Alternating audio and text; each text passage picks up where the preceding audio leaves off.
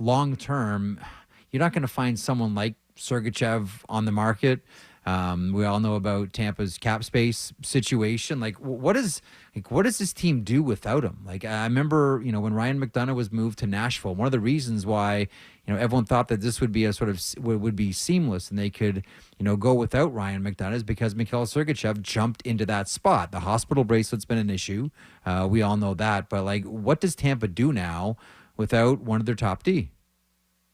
Yeah, you're right. And I think it's tough because you mentioned Ryan McDonough, and really, to be honest, the blue line hasn't been the same since they did trade him away. And, a big part of that was because they were so strong on that left side with Victor Hedman, McDonough, and, really Mikhail Sergachev, probably being the best, third left side D, maybe in the game at that point, right?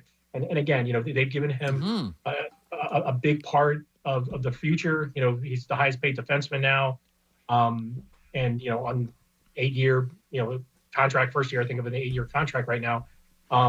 But I do think they've been pleasantly surprised with some of the depth that they've had. And you follow this team for the past several years, is with some of those guys in Syracuse really haven't gotten a chance to crack the lineup because that blue line's been so deep. And because of some of the injuries that they've had, whether it's on the left side or the right side, some of these guys, we've got a good look at some of these guys. So Emil Lilleberg, who was an international signing, a Norwegian guy who played in Sweden, who really didn't know much about. One, because he was coming over and really hadn't played much, hadn't played any hockey in North America, and he's been really a pleasant surprise. So I think, like you said, they're going to look internally first and really kind of see what they have. But I think when you look at what they need to do upgrading wise, the big question mark for them going into the trade deadline, it is really that defenseman depth, and not just on the left side, but on the right side as well. Because when you really look at that blue line, when you look at NHL experience, it's really once they trade McDonough, even guys like Nick Perbix and Darren Radish.